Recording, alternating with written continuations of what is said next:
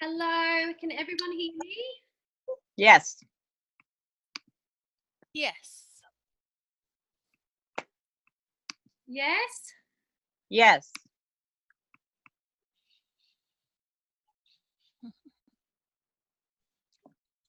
I cannot hear anyone yet. I'm going to unmute you all. There we go. Can you all say a word or two? Hi, Avalon. No, oh, Yep. am I? We can hear you. Oh, great. Yeah, I was on mute. I didn't realize. Oh. I think I have volume. It's always the way, isn't it? There's always one thing that needs to be done. So, how are we all? I'll just continue to admit some beautiful people. Great, great, great. We have currently 9 people, 9 beautiful witches with us, and welcome and a great big beautiful blessing to you all on this absolutely spectacular, what is it today, Wednesday here in Australia. So for those in the north, it would be Tuesday. Am I right? Yes. Wonderful. So we are, one second.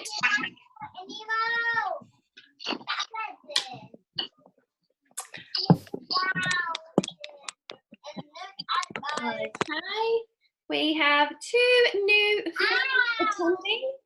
So I want to give you a bit of a rundown. I'm really responding to dashboard. Here we go. The moon is currently void of course. We're approaching the new moon of aspects list. Here we go. Just looking at my aspects list. So,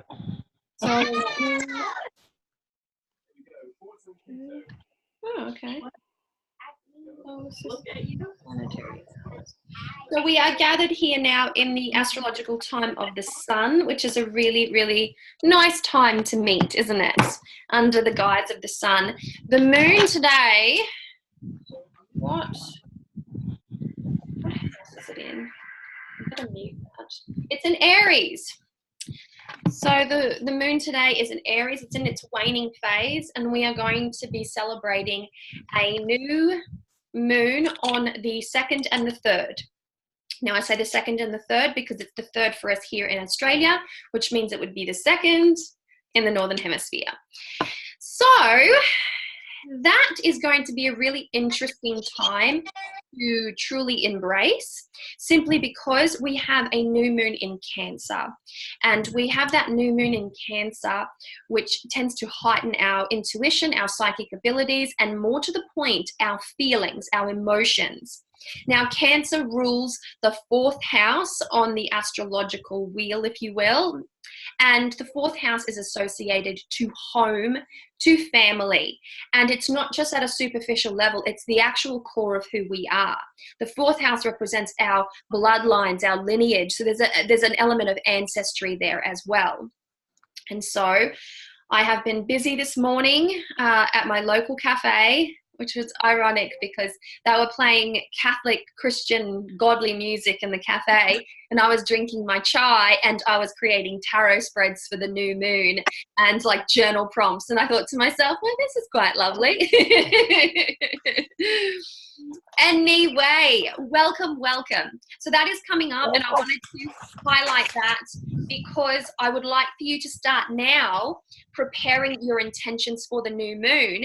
And because you have that time, hopefully you've been working on your crystals and you can start to create a really nice new moon crystal grid in complete alignment with your intentions. So have a little think about it, have a little ruminate about what those intentions might be. I find it beneficial to have one primary goal. I use the word intention and goal interchangeably, which is, you know, it's a nice little thing that I like to do, but think of a goal, think of what you're going to work on. And this is something that's not often said. when we're working with new moon energy, we're working with the very, very beginnings of the lunar month. So this is whatever intention you place, whatever goal you set for yourself for the new moon is a goal that you are going to have to be dedicated to throughout the entire lunar cycle. Well, at least until the full moon, where you can release that and then begin to recalibrate come the waning moon. So think about it. Just think about that and consider putting your skills with your crystals and grids together in that way. I have a brand new crystal. It is so beautiful. When I get back to the house, I'll show it to you. I have to. I'm walking the dog at the moment, but I'll be back in the house in just a second. But you said to get like a big crystal as like your main crystal, and I got this beautiful fluorite. Oh my God! I just love to just touch it and hold it, and it's my new baby. Oh, that's really lovely. That's so nice. Yeah, fluorite's a very, very good stone. I like to have it close to me when I'm doing lots of creative work because yes, it is creativity. You are so right. That is exactly what I feel. Oh, that's interesting. Yes, it like surges into me. I know exactly what you mean. Yes, that's right. That's right. My husband's cooking sausage rolls in the in the cottage here because we have a little thing. So he's going to walk in here in a second. So what I'm going to do is to make it comfortable for him, I'm going to mute all of my things, and I would like for you to talk amongst yourselves, and I'll be back in a second. Well, welcome everybody. Hey. Hey. Hello. I've been trying to work with the crystals lately, and I'm not used to crystals, but I have this new one I just love. Oh my gosh.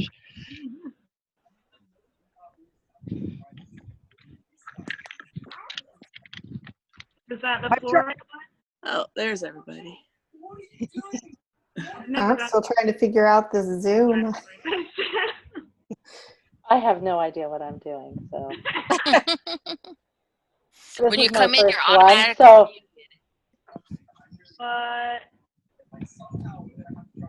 there's Yeah, no way I'm going on camera. You guys get to look at my ceiling. Can you guys hear me? Last time nobody could hear me. I can hear you. Okay. Yes, My name on here says Rhiannon, but that's not my name. oh. I'm Barbara or Ariel, whichever one you want to call me. Hi, Ariel. Hi there. Yeah, they have my name right. I see. My son said Barbara, not Ariel.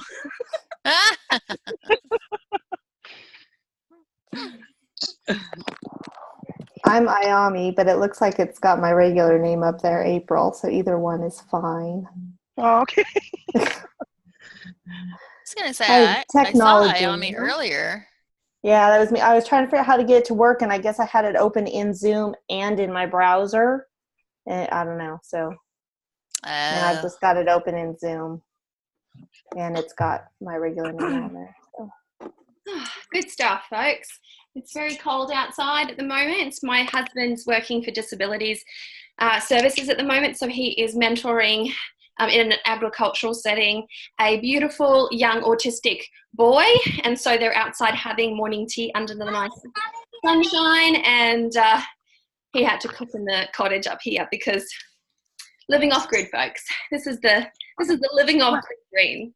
Right, so without further ado, we are here to discuss our learnings, our teachings. What I'm going to do is I'm going to mute all of you, and each time that you would like to speak, just unmute yourself, and that way it will stop the audio interference as well, because I can hear some zinging at my end.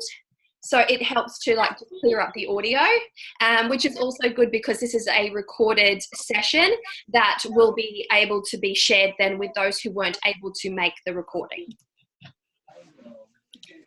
Okay, beautiful. Rightio. So we are specifically here to talk about our earth magic teachings thus far.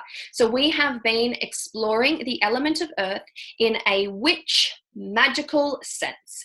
And so we have started off with many a thing, but what we have really sunk our teeth into has been the subject of stones and crystals.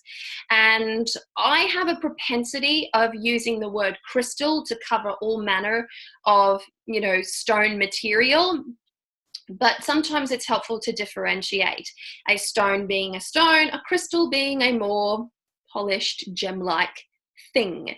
So what I would like to do now is to talk to you a little bit about what you have obtained from this teaching, and also for us to be able to discuss exactly what kind of hands-on craft will now come. So the idea behind this is that I would like to switch things up a little bit, in the sense that we do a little bit of theory, which we've done plenty of theory, and now I would like to start doing some practical hands-on stuff. So I would like to be able to do some how-tos and some show and tells, like really get your hands dirty and start creating some witchcraft, because that's the basis of what's going on here.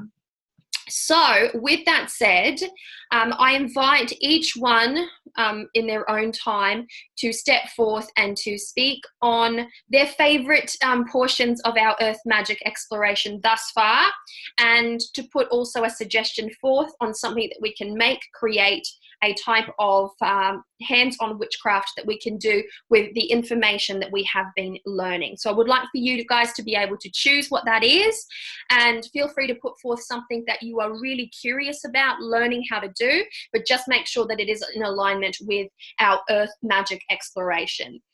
We are going to get around to many, many different things through this process, and so whatever we choose this time is is something that we can work on now, so building right now. And I would love for you to be able to learn how to put this stuff into really good use, so that you can walk away not having just learnt something, but having learnt something and created something that will benefit you directly. So what we are going to be doing is putting together a spell, the goal for which will differ from person to person.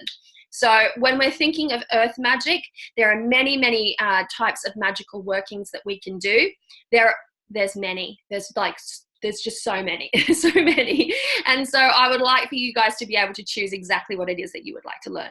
So I shall now be quiet, and I would like to invite someone to unmute their mic, step forward, say a little something. We have an hour and just a smidge more than an hour, because I was a little bit late getting on. I was activating my altar, which took a little bit of time. So I would like, yes, just somebody unmute their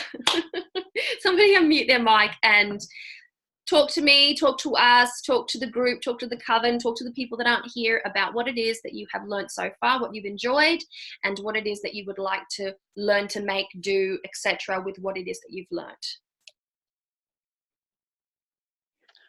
Wow, that's a lot.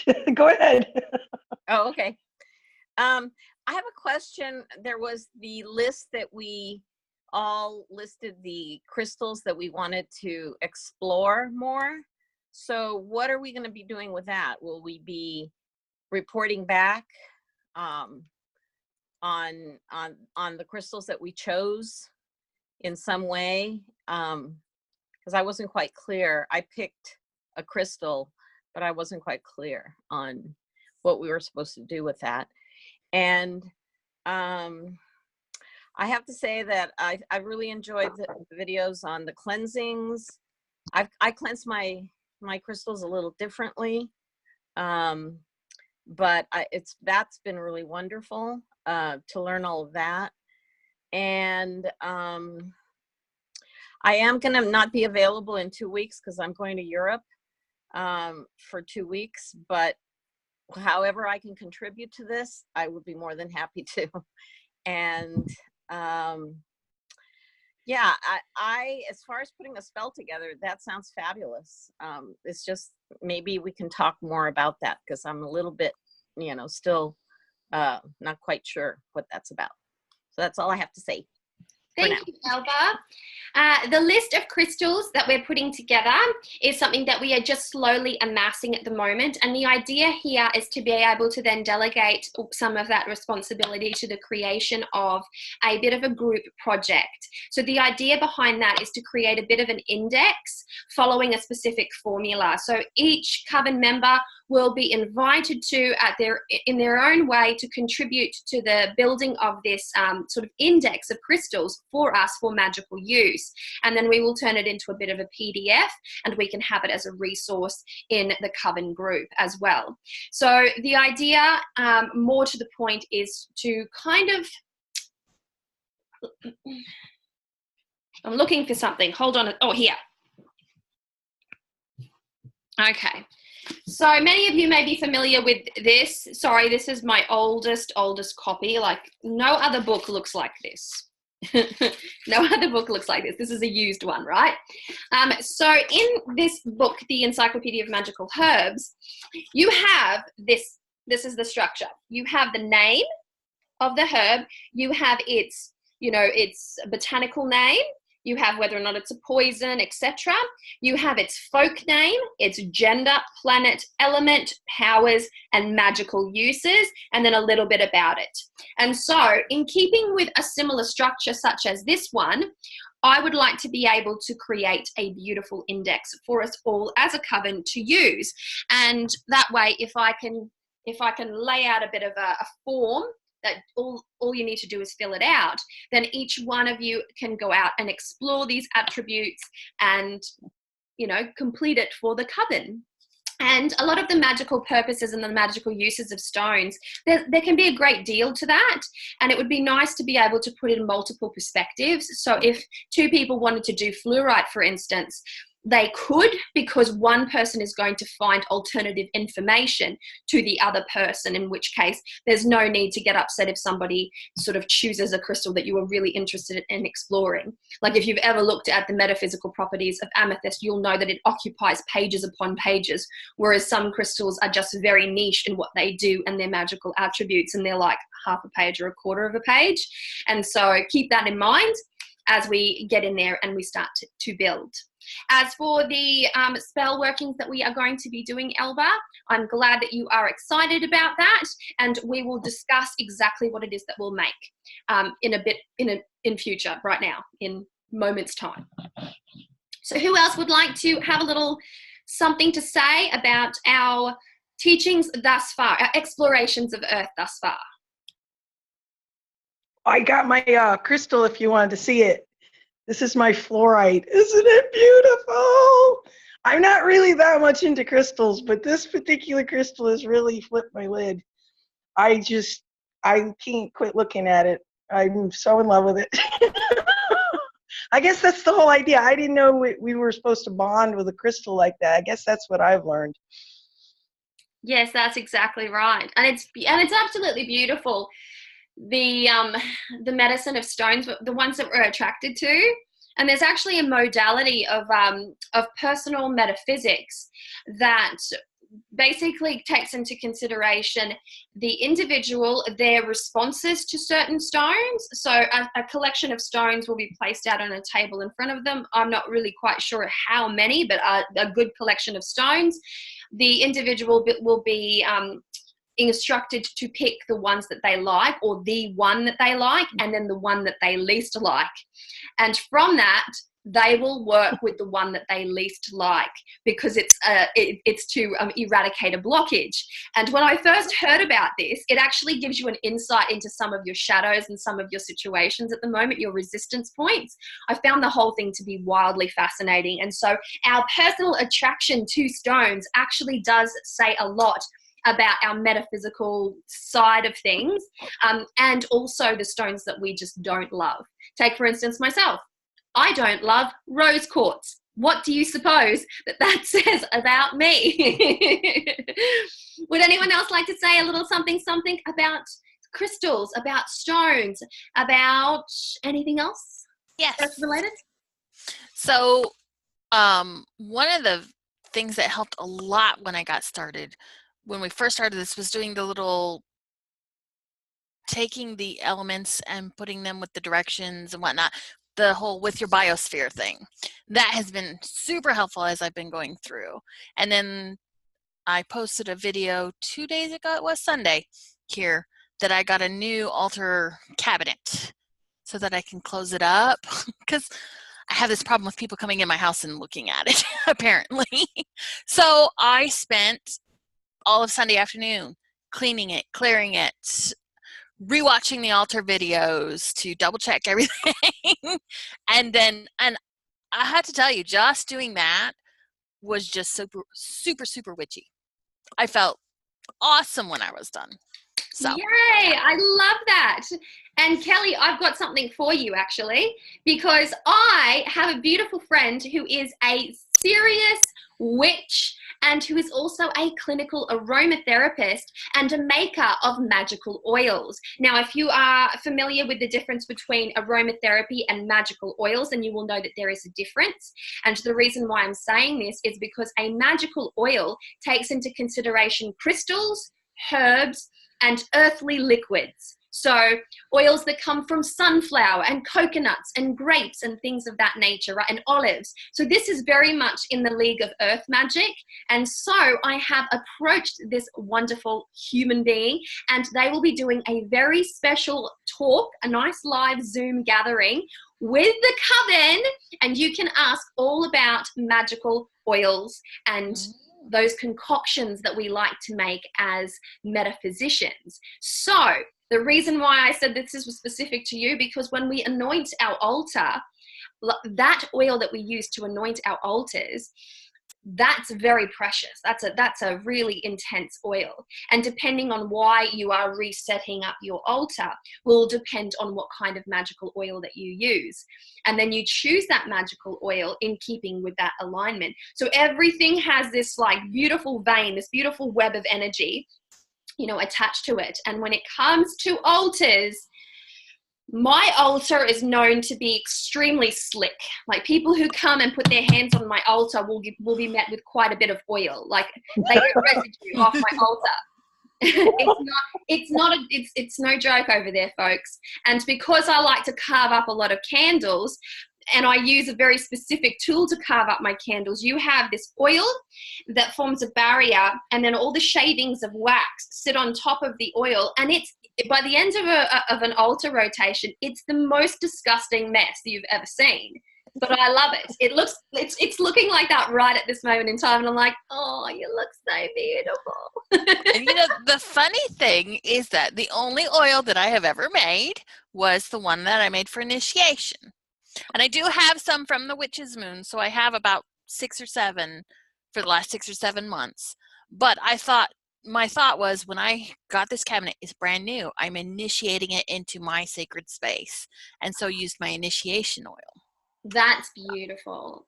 Especially then I made that one myself, so that was kind of exciting. Oh, I love that story so much. How does it feel now that you have? Oh my gosh, I love it. It's very, yes. That's the best. That's the best feeling ever. I'm actually really jealous now, because I'm like looking at, oh, I just want to do it now. All right. Who else would like to talk a little bit about our earth magic experience? Any kind of personal experience you have had? I would love to hear from you. I will.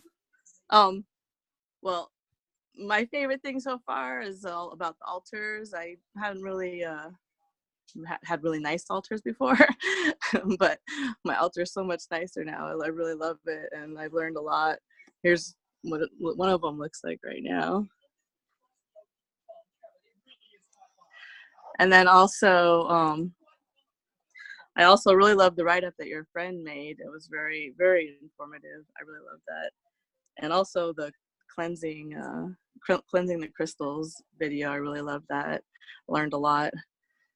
I don't know if there's anything else I was gonna say. I think there was, but I kind of forgot. I would like to be able to organize for you all to have a chat with the lady that did write that blog post about the crystals, because I would love to be able to introduce her to you. She is a long-time friend of mine, as close to a family friend as you could possibly imagine. I'll give you some context.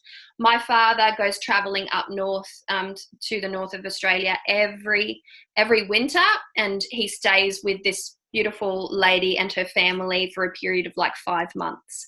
So very, very, very close. And she's a little bit camera shy, and she's got a very strong personality. So she's constantly aware and a little bit sort of self-conscious about how she projects herself.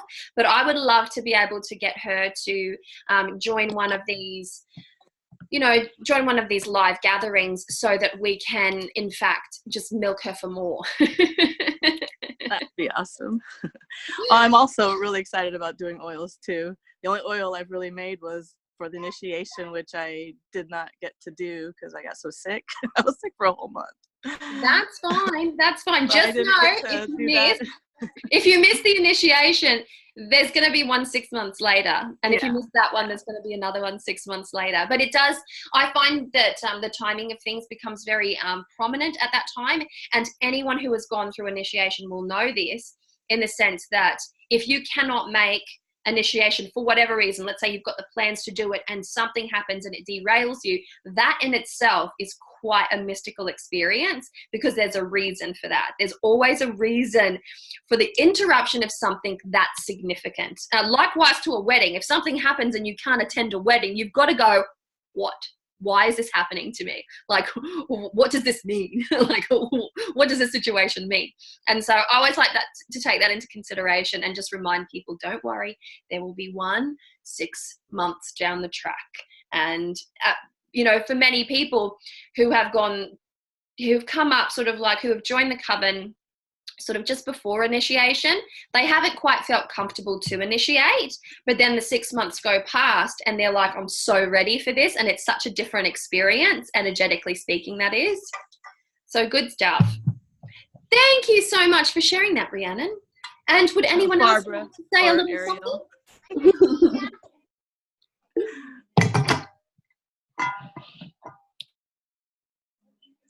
I've enjoyed, can you hear me? I haven't used this laptop. Yes, I can hear you. Okay. I just bought this today. I'm like, I don't even know if this is working. I've really enjoyed programming and cleansing crystals and using them more in my spell work that way, because I've never really used them that way before. So really getting in touch with that aspect, and maybe dedicating different crystals to different types of work, and that's been different for me, because I've always worked with herbs, but I've never worked with crystals that way. And it really does bring in like a new powerful element to a spell, I think. Yeah, you're so right. You're absolutely right. It's such a different experience. And this is not something that's just specific to crystals, although I find that crystals really respond to it. But when you're thinking in the context of earth magic, for instance, I'm a person that likes to cleanse my my tarot and oracle decks as well. And there is a difference. You can immediately notice a difference. You unbox a deck, whether it's a second-hand deck that you've been, you bought second-hand, or you were gifted from a friend that no longer uses a deck, or you buy it brand new. When you're shuffling a deck, it has a certain feeling. Likewise with a crystal, you're always going to feel the energy of a stone. You're going to feel it. But you're never going to feel it the way that you are when you've cleansed and programmed it. When you hold a cleansed and programmed stone in your hand, it just feels really powerful. Likewise with something like a tarot deck. And if you are the type of witch who enjoys using ritual items, ritual tools, doesn't matter what it is. You can do this with a mortar and pestle. You can do this with a candle holder. You can do this with any kind of tool that you like to put on your altar. If you take the time to consider how you can magically consecrate, charge, prepare those items, they will sit on a consecrated and charged and prepared surface, just exuding this very magical energy, which is why when we're looking at traditional witchcraft, when we're looking at folk magical practices, anything that sort of sits outside the neo-pagan sphere of things, There is no need to cast a circle or to create ritual space when you have paid so much attention to the integrity of the space that you're creating. So everything matters. Everything matters.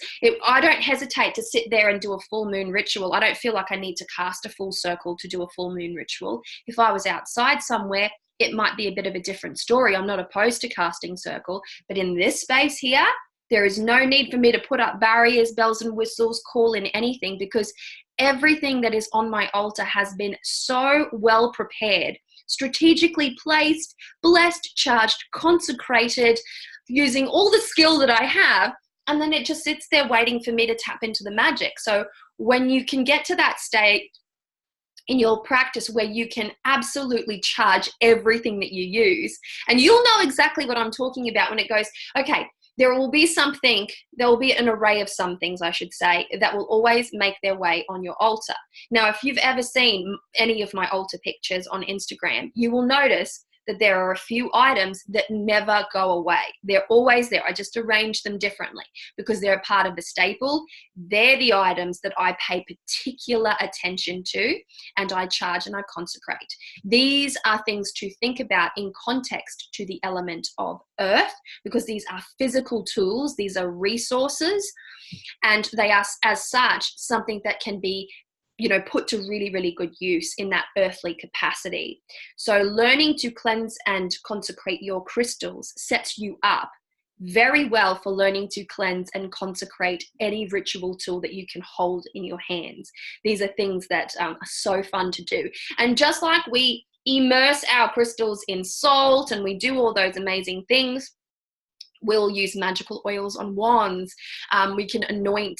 A lot of the magical oils that we will use will be used to anoint and consecrate our ritual tools. And so between salts and crystals, there is magical oils, and these two beautiful ingredients will go a long way in creating the type of ritual space that you can really, really feel a tremendous amount of power from and at peace with. So consider all the wonderful things that we are going to be able to do with magical oils. Now, I feel like I should ask a question here, because there is confusion. I know this from my YouTube channel, there's confusion. Do you know what the difference is between a magical oil and an aromatherapy essential oil? Do you know the difference? If anyone doesn't, now is the time to speak up. I shall bravely speak up. Who said that? I'm sorry. Is that you, Pam? Yeah, it's me. Sorry. I'm a little under the weather. So. That's totally fine. All righty then. I feel like I should grab things. I'm going to grab things. I'm going to grab my tools. I have my book here to make some notes too.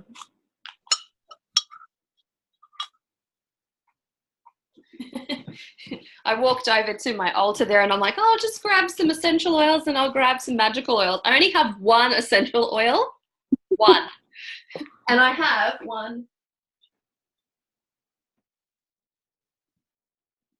19 magical oils to one essential oil. That ought to tell you. Okay. So, to keep it really brief, especially for you, Pam, an essential oil is a very, very pure extraction of the essence of a botanical. This is something that it's such a process to steam extract or to cold press extract. And what you are doing is you are really leaching out all the essence of a botanical. So there is a lovely little fact that floats around the interwebs that says that it takes 2 tons of rose petals to make a 5 ml bottle of rose essential oil, and that 5 ml bottle can cost you around $400 to $500. So the process as a whole, it's very manufactured. You can't extract essential oils from botanicals any other way other than industrially speaking, not to the grade at least. People do this in their home, but they have stills, and it's a huge process to leach out every yummy little fragrant, every ounce of oil from a beautiful plant. It's a huge process. And so these are used for therapeutic reasons. So aromatherapy is now something that is considered to be a healing modality of the complementary medicine variety. It is something that can be used in hospitals now, and it's definitely something that is used by alternative healing models. And so there's the body's response to aromatherapy. So people use peppermint, for instance, with lavender for a migraine, or they use rosemary to remove dandruff from their scalp, help to recall memory. And, it's a beautiful thing, very fragrant. You can use it to make perfume, just beautiful. And as an aromatherapy tool, it's a wonderful thing to be able to use. Now, a magical oil is far from that. So a magical oil is made from a carrier oil, so a base oil. Modern day magical oil makers love to use fractionated coconut oil. That's something that's really popular at the moment. And to that, you might get 1 or 2 drops of an essential oil. That aside, what you are going to find is that there are herbs, roots, gums, resins, crystals added to a magical oil to attune it to a particular attribute. So this one here is a divine blossom oil. So it smells like a divine blossom. It smells like it smells like a spring bouquet. And you would use it for specific magical workings. And so it's not pure, and you do have to be a little bit more conscious with magical oils, because when it comes to anointing yourself, you may have a reaction to whatever plant or botanical they choose to put in a magical oil. But the two sit very, very separate. This is very pure. The essential oil is the purest form of a botanical that you will find. It's absolutely ludicrous that they feel like they need to do this. Like, imagine 2 tons of rose oil to extract a little bottle of oil just so a person can use to put in their dropper, use a little dropper in their aromatherapy vaporizer kind of thing. Do you know what I mean? Are you following what I'm saying? Because Totally following. Articulate day. Yeah, I do use essential oils a lot for my skin. Like, I add it to almond oil mainly because, especially my hair, tea tree oil is great for like fungal dandruff kind of thing. So, yeah, okay, get that. I get that. Yes. So you can get really, really creative with your magical oils, but there is a special way in which to make it, because it's not easy to make a magical oil that won't mold. And that's something that many a novice witch does not quite understand. They'll make their magical oil, and then they'll detect a funky kind of note to it. It will look a bit grey. It'll look a bit gross. And that's because the way to make an oil like this, there's a skill associated to it, which is why they're sold. It's something that you really do need to either have a skill for, or if you don't have that skill, just go straight to this one here is a witch's moon, but I like to get mine from Juniper Moon Apothecary. She makes my favorite hoodoo oils. And, you go about it that way.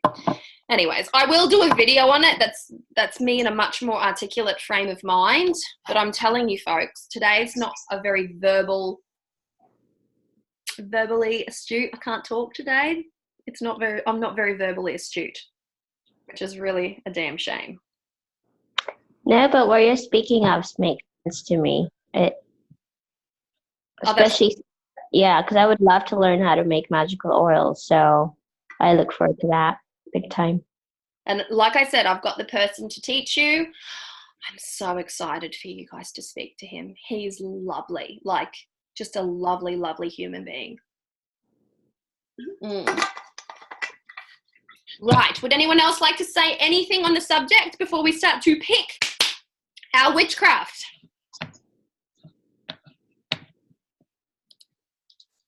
No? There we go. I was trying to unmute and I couldn't figure out.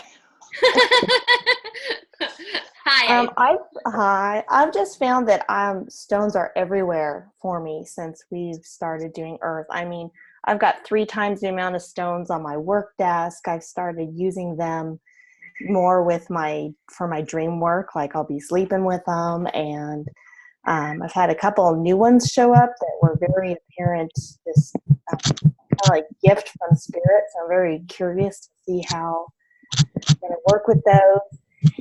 And, you know, we even had this last weekend, we have a gargoyle now at our house. Yep. Little gargoyle. So it just is really interesting, all the earth related things that are just popping up everywhere for me since we started doing it, studying it. That's beautiful. I'm really happy to hear that. And that's another thing that's worth speaking about, is that not everyone has an attraction to working with stones and crystals and that. And that can sometimes be a result of just the, you know, the overpopularization of things like crystals in metaphysical stores and that. But truth be told, like when you start looking at earth magic, you can see that any stone has an inherent value.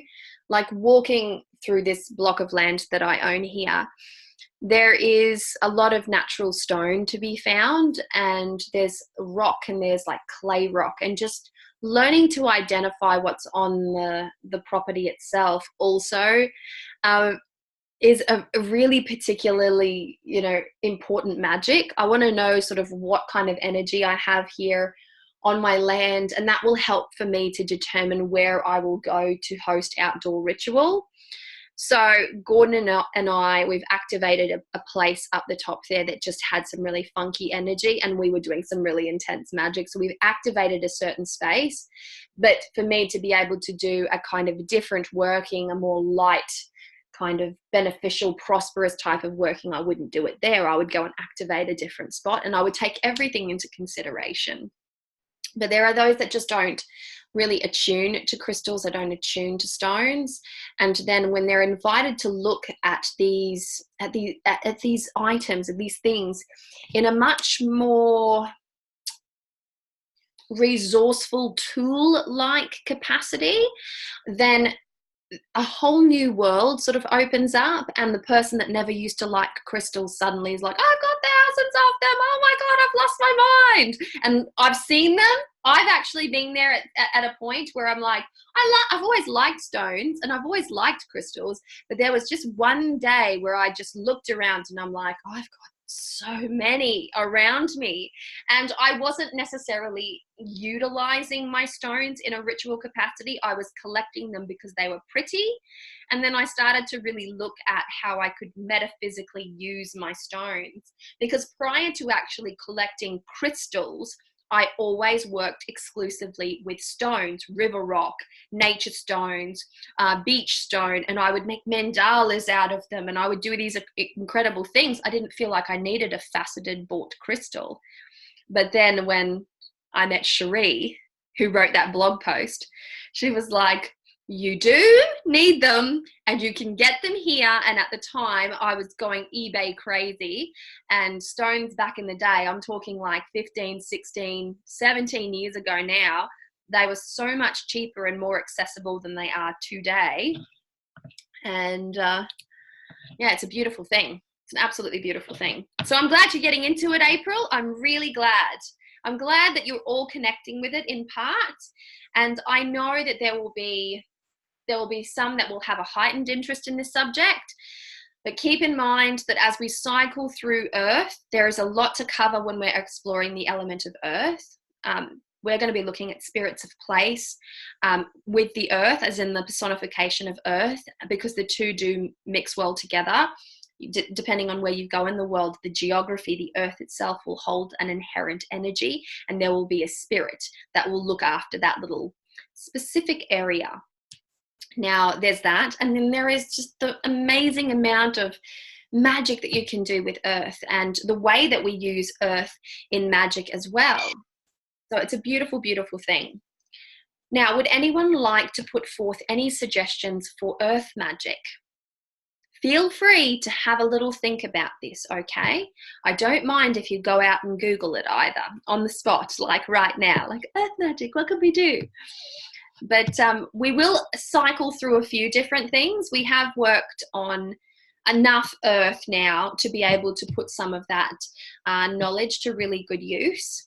So I was thinking, I'll put forth some ideas as well. Like I was thinking something in the lines of a mojo bag, like a charm bag, and using a crystal, using some tokens of earth inside the mojo, and utilizing that in accordance with a goal that we may have. So that was my first suggestion. But there's also, there's so many. I don't want to be the person that puts forth the suggestions because I have about 1,000 of them in my brain. I really want you to choose. I want you to choose. Who would like to put forth some suggestions? I really like the idea of the mojo bag, to be honest. We've got mojo. I'm putting this up on the, I've got to put it in my notes section. Hold on. One thing that I've been working with in my area here in the Mississippi River Valley is the idea of the ancestors of the Native Americans, and there's several like Indian mounds around here that have amazing energy around them, and I'm very, very careful to respect those Indian mounds. And you know, when I'm there, I try to you know, make peace with the spirits and whatnot. And I really feel like the earth, that's something I would love to learn more about, is earth magic and how to incorporate all that into, you know, my whole sphere. Absolutely, absolutely. That, I'll put that on the list as well, because there is some things that we can do with our stones as well, and they're called embedding talismans in the natural landscape.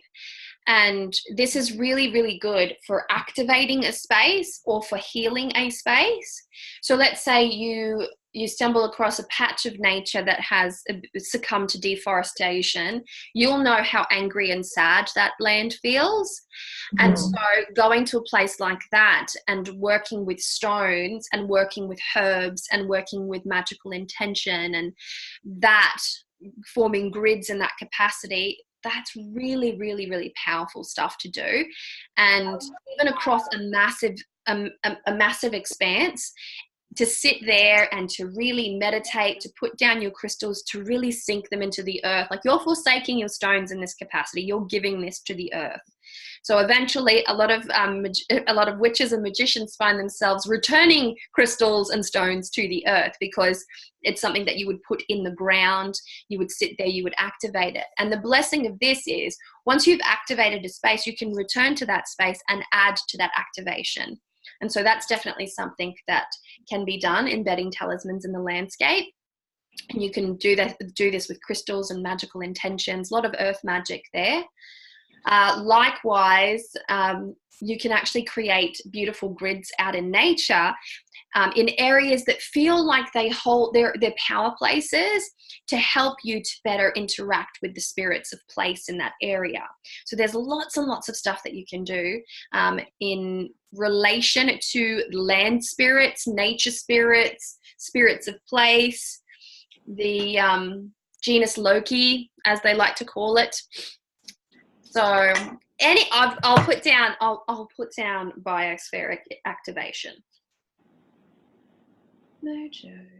I'd love to do something with maybe the garden specifically, like something to magically use the earth element to activate areas of our garden for some reason, you know.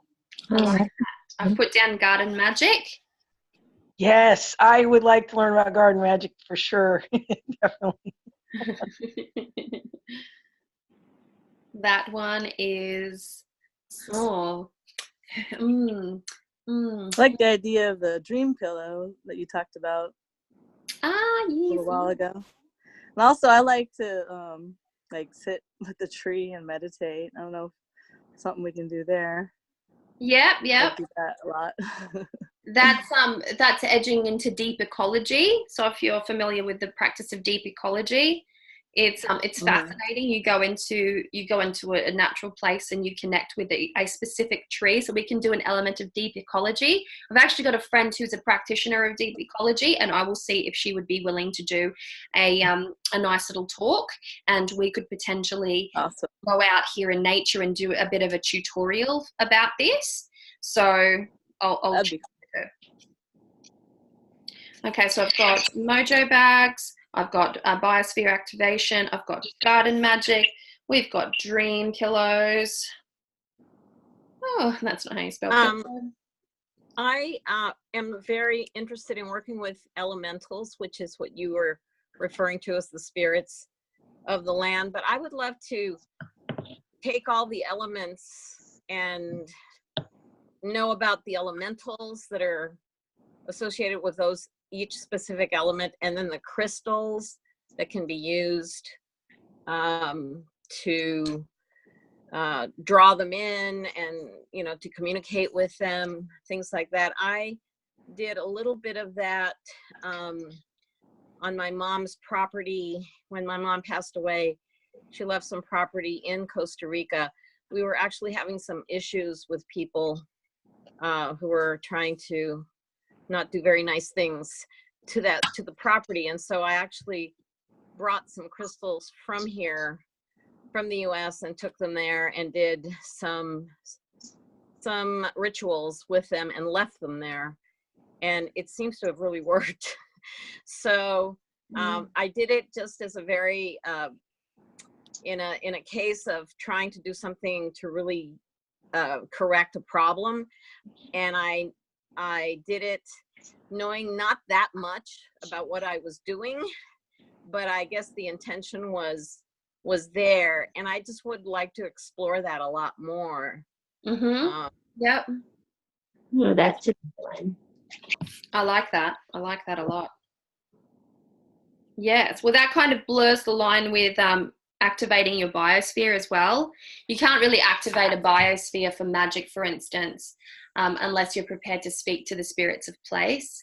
And when you look at the spirits of place, they can be very, very interesting creatures. And they could be people who are actually the ancestors of the land, more to the point, people who have lived here and died here.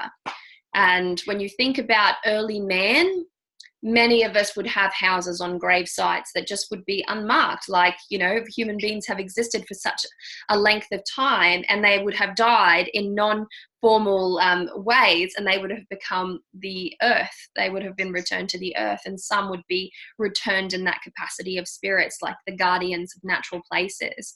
And that is what an elemental is. It's the guardian of the natural world. And elementals and fae, they actually merge together. So the fae, enchanted otherworldly being, elemental, enchanted otherworldly being. And so the line between the two can be very blurred. We will look into that. That will be a very complex subject. So I could see ourselves dedicating quite a bit of time to that subject, elementals, how to leave an elemental offering, types of elementals, really going in deep. That would be quite comprehensive. So I've put that down. Elemental magic, crystals and stones used to connect with elementals. That's what I'm doing. I'm not Facebooking, folks. I'm note-taking. You can't really see it.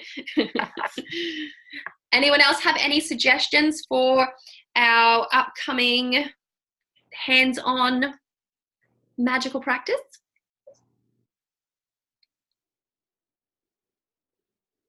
No? All right, well then I have announcements. I have some announcements. It's so exciting. All right, let me just done that. I'll work through this list and we will focus on a little bit of something. So because I like to upload content every week, what I'm going to do for the practice of the mojo is split it up into 2 weeks. So first, I will outline the things that you'll need as far as items and tools and ingredients go, and then you'll have a whole week to acquire it. And then the second week, the video will be how to put it all together, then how to activate it and get it working.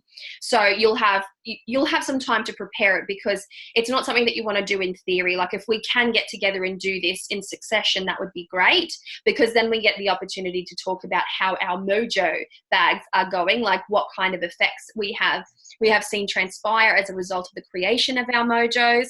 And these are things that are worth talking and simultaneously journaling about. So, things to think about. Now, is everyone happy with that structure? If I upload a list of things, what our intentions are going to be, sort of like a little instructional, and then that way you've got that week to acquire what we need. I'm going to try and make this like pretty inexpensive, because a mojo isn't supposed to cost the world. Now, you can be as elaborate with a mojo as you like, but at the end of the day, cloth, twine, and the ingredients that you put within your mojo are going to be what you need. So make it as elaborate as you want, or don't make it elaborate. Just put it together and, really embed your intention, and it will be equally as powerful. So just keep that in mind. Now, we will start off with mojo. We'll start off with a nice charm or a mojo bag, and you might want to have a play with this. You might want to make a few mojos at once. In fact, depending, yeah, we're not going to line up to the lunar phase. I was like, oh, can we line up to the lunar? We're not going to line up to the lunar phase. So do make sure that you set your new moon intentions, though, because new moon's coming up. So the first, or the second, third of July, that's new moon. So do activate your intentions. Now, my announcements. So here's what I've got going on. One of them is more exciting than the other, although both are exciting to me personally. So I have just hired a web designer to zhuzh up my website, because I don't like the structure of Patreon at all. I don't like the way Patreon is structured. I don't like the fact that we actually have to split up our coven for those who are in the Facebook group and those who are not, because there's many people that don't want to use Facebook. But sadly, that's the only way that I can envisage us creating a space where we can all interact together.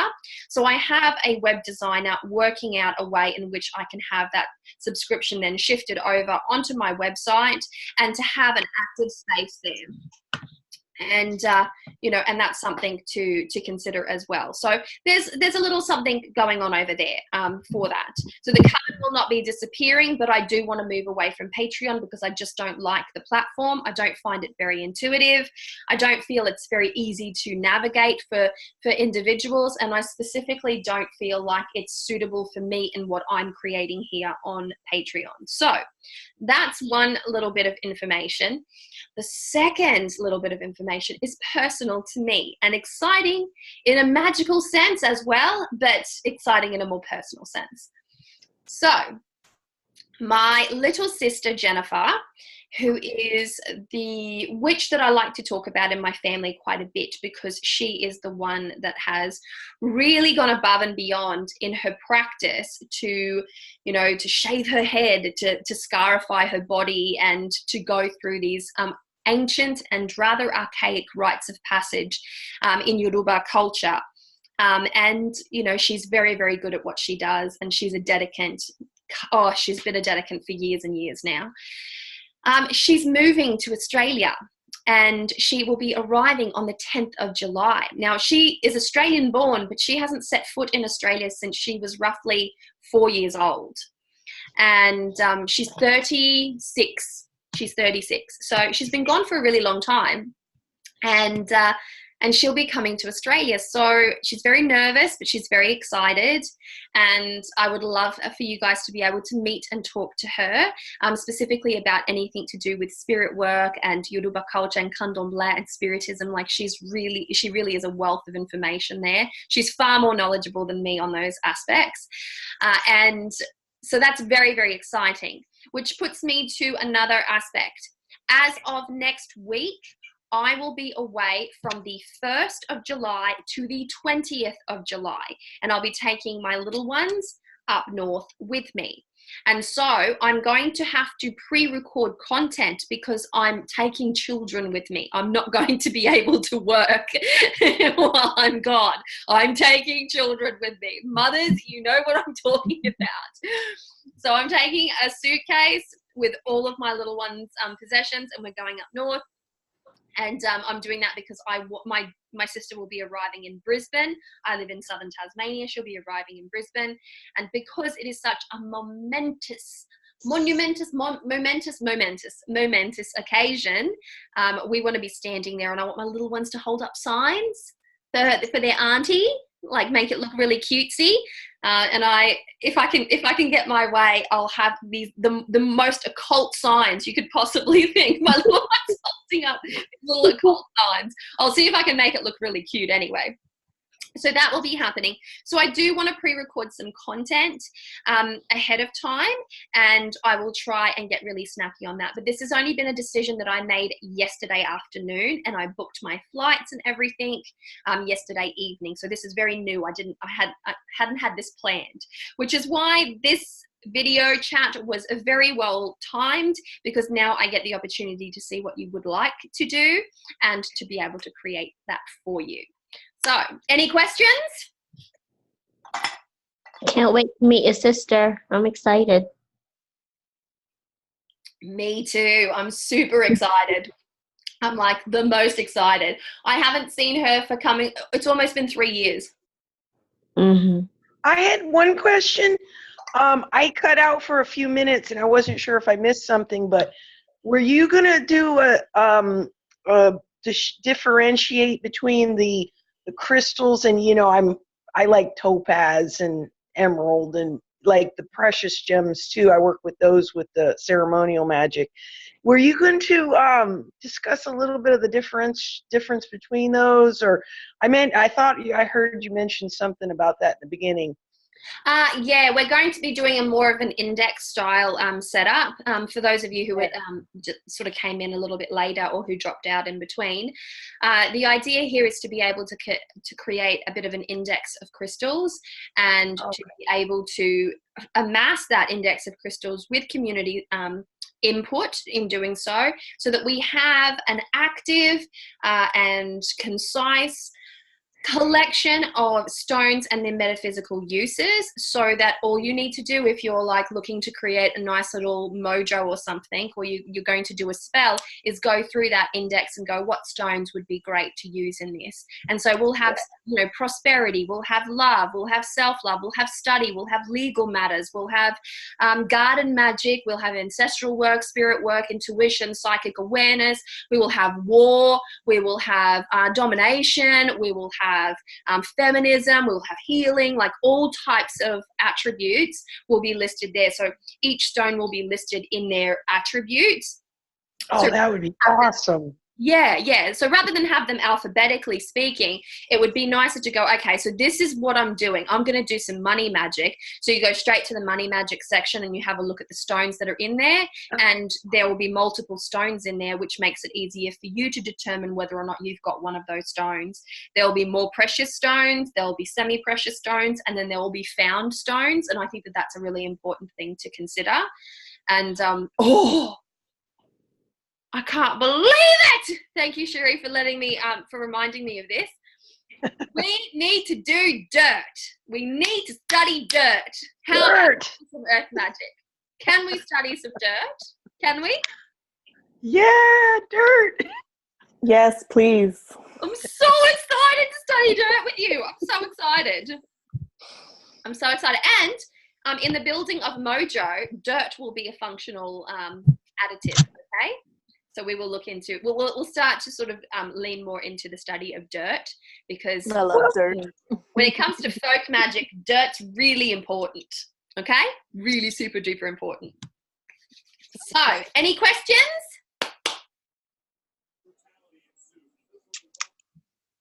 We're on to an hour here. Does anyone have anything that they would like to add? Just thank you. Thank you. This is great. I've enjoyed this. Yay. That's exciting. Rightio. Well, if nobody has any questions, then what we will do now is I will post up our ideas that we have come up with and see if anyone would like to contribute to those ideas. So I'll put this post in Patreon, and that way people can add to that in the comment section, because not everyone in the coven is on Facebook, which is an issue. It really is an issue. This is why I need to move platforms. So with that said, folks, I just love to give you my blessings, and just to make sure that you're consciously aware of the new moon coming up. You're able to work with that new moon. If you're a member of the book club, which if you are a member of the coven, you automatically have access to the book club. You need only join the Facebook group for the book club. So we are reading at this moment, hold on a minute. Where are you? Here, this one here, Communing with Ancestors. So that's what we are reading, and this is Your Spirit Guides, Bloodline Allies, and the Cycle of Reincarnation.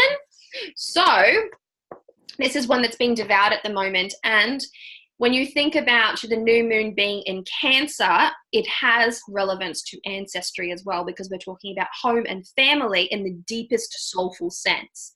Okay, so there may be a little something in that for you. So just a little something on the side. What else?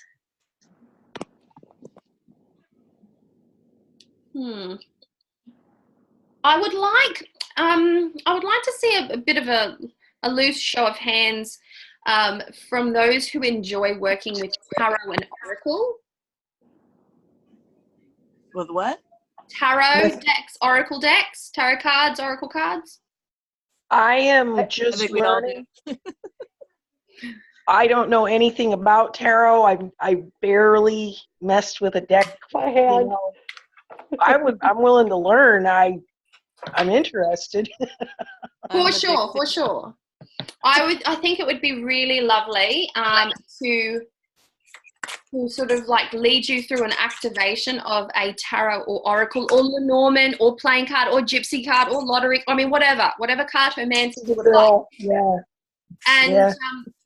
And I say this because, as we know, because we're intelligent people, tarot is made from paper, which comes from trees, and as such is considered to be an extension of earth and spirit magic, right? Oh, yeah.